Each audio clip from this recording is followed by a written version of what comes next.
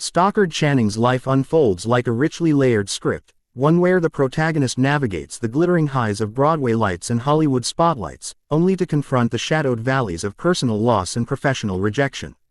Born Susan Antonia Williams Stockard on February 13, 1944, in the bustling heart of Manhattan, New York City, she entered the world into a family of privilege and quiet complexity. Her father, Lester Napier Stockard, was a successful shipping magnate, providing an affluent upbringing on the Upper East Side, while her mother, Mary Alice English, hailed from a large Irish Catholic family in Brooklyn. This blend of Protestant and Catholic influences shaped a young Susan who was both grounded in tradition and drawn to the unconventional. Tragedy struck early when her father passed away in 1960, leaving a void that would subtly echo through her life, teaching her the fragility of stability and the necessity of inner fortitude. 5F59 AC. Growing up, Stockard, as she would later become known, attended the prestigious Chapin School in New York, where her sharp intellect began to shine. She then boarded at the Madeira School in Virginia, a place that fostered independence amid its rigorous environment. It was here that the seeds of resilience were planted. Away from home, she learned to adapt and thrive in solitude. By the time she enrolled at Radcliffe College, the women's counterpart to Harvard University, Stockard majored in history and literature, graduating summa cum laude in 1965. Her academic prowess was undeniable, but beneath the scholarly exterior burned a passion for performance. She trained at the HB Studio in New York, honing her craft in an era when women's roles were often limited, yet she refused to be confined by them. Acting is such a bizarre way of life, she once reflected, unless you're really passionate about it, you should give it up and don't beat yourself up. 5E3C4E. This mindset would become her armor against the industry's cruelties. Her entry into the professional world was marked by both ambition and personal entanglements. In 1963, while still in college, she married her first husband, Walter Channing Jr., a union that lasted until 1967. Adopting his surname, she became Stockard Channing, a name that would soon grace marquees. The divorce, though amicable, was her first taste of heartbreak, the dissolution of a youthful dream amid the pressures of burgeoning adulthood.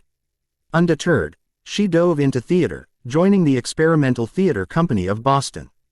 Her off-Broadway debut came in 1969 with Elaine May's adaptation, Next, a quirky production that showcased her wit and timing. By 1971, she made her Broadway beau in Two Gentlemen of Verona, the musical, collaborating with playwright John Gare, who would later become a pivotal figure in her career. The 1970s were a whirlwind of discovery and disappointment. Stockard remarried in 1970 to Paul Schmidt, a professor of Slavic languages, but that marriage crumbled by 1976, another layer of personal sorrow as she balanced academia's stability with her own chaotic pursuit of stardom.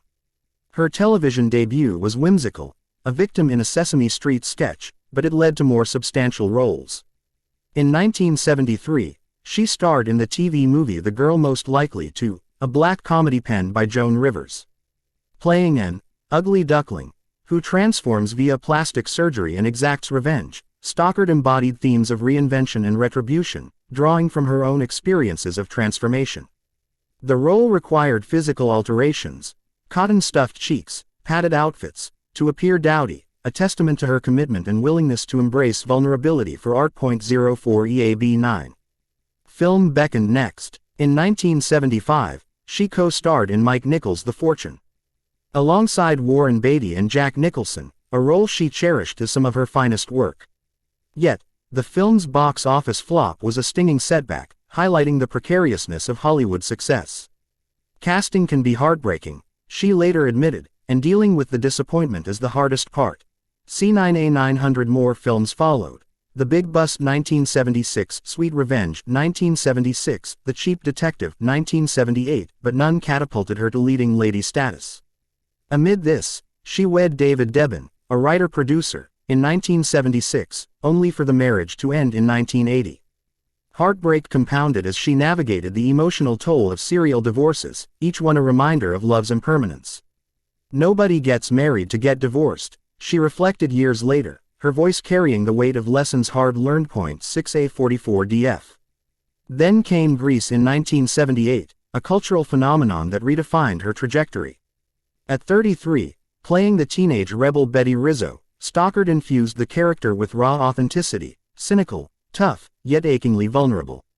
Her rendition of "There Are Worse Things I Could Do" captured Rizzo's inner turmoil, a ballad of unintended pregnancy and societal judgment that she fought to keep in the film. The role earned her a People's Choice Award and immortalized her in pop culture, but it also typecast her as the sassy sidekick, a double-edged sword. Success brought visibility, yet the industry's ageism loomed. Roles for women her age were scarce, and she found herself auditioning for Girlfriend, Parts Just to Pay Bills, 768,860. The early 1980s brought more trials. Her sitcoms, Just Friends 1979 and The Stockard Channing Show 1980 flopped spectacularly, leaving her labeled a pariah in Hollywood. Unable to secure meetings, she faced a career nadir, compounded by her fourth marriage to businessman David Rawl in 1980, which dissolved by 1988. This string of failed unions left scars, yet Stockard channeled the pain into her work. She returned to her roots in theater, a medium where she could reclaim control. In 1985, she won the Tony Award for Best Actress in A Day in the Death of Joe Egg, portraying a mother grappling with her disabled child's care, a role demanding emotional depth and physical endurance.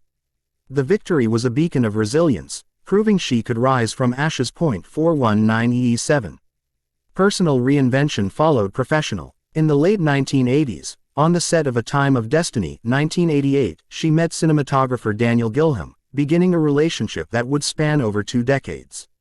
Unlike her marriages, this partnership offered stability without the formality of vows, a quiet strength in companionship. Films like Heartbreak 1986 with Meryl Streep and Jack Nicholson allowed her to explore themes of infidelity and divorce, mirroring her own heartbreaks. By 1990, she originated the role of Lisa Kittredge in John Gayer's 6 Degrees of Separation on Broadway, earning a Tony nomination. Reprising it in the 1993 film adaptation, she garnered an Academy Award nomination for Best Actress, a validation of her talent amid years of doubt. 6 FAFB1. The 1990s were a renaissance.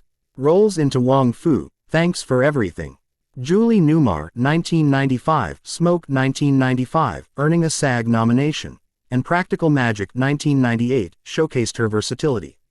Yet, Heartbreak revisited in subtler forms the industry's marginalization of aging actresses, the quiet grief of unfulfilled maternal desires. She has no children. Stockard's strength lay in her refusal to conform. She described herself as the worst celebrity ever, shunning parties and glamour for a boring, normal life. 150,016 in interviews, she spoke of zero-base budgeting during lows, stripping life to essentials to rebuild happiness, earning just $5,000 in 1 year, not working for 9 months, questioning her path. 2 ACF9E. Television triumphs amplified her resilience. Joining The West Wing in 1999 as First Lady Abby Bartlett, she evolved from guest to regular, winning an Emmy in 2002 for Outstanding Supporting Actress. The role, a brilliant doctor balancing duty and personal life, mirrored her own poise amid chaos. That same year, she won another Emmy and SAG Award for The Matthew Shepard Story, portraying Judy Shepard, mother of the murdered gay student Matthew. The part delved into profound loss and advocacy, drawing from Stockard's empathy forged in personal sorrow. BB 7972. The 2000s brought more accolades. A Daytime Emmy in 2005 for Jack, narrating Meerkat Manor, 2008, and films like Anything Else, 2003, with Woody Allen. But 2014 delivered a devastating blow, the death of Daniel Gilham after over 20 years together. The loss was profound. She spoke of it as a shattering end to a chapter of quiet joy, yet she chose not to remarry, finding solace in independence. I realized that I was happier here, she said of her move to London in 2019, prompted by friendships and post-COVID reflections. 741F0B. In later years, Stockard's unbreakable spirit shone through continued work.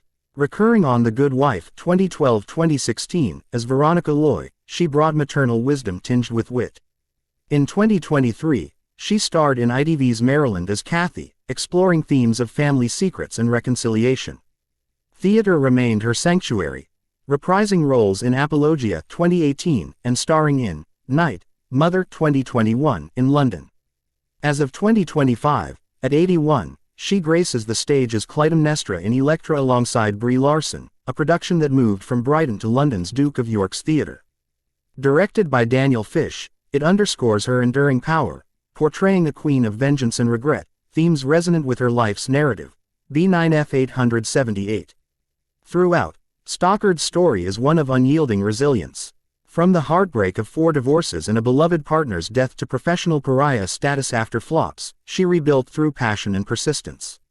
Her awards, 3 Emmys, a Tony, Oscar and Golden Globe nods, testify to talent honed in fire. As she once mused on characters, you do a character, but how much of it is on film is really up to the director, the piece, or the audience. And so, I just do these people and flesh them out.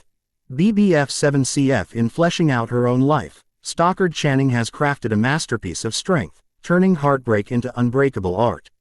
Her journey reminds us that true stardom lies not in unbroken success, but in the grace of rising, time and again.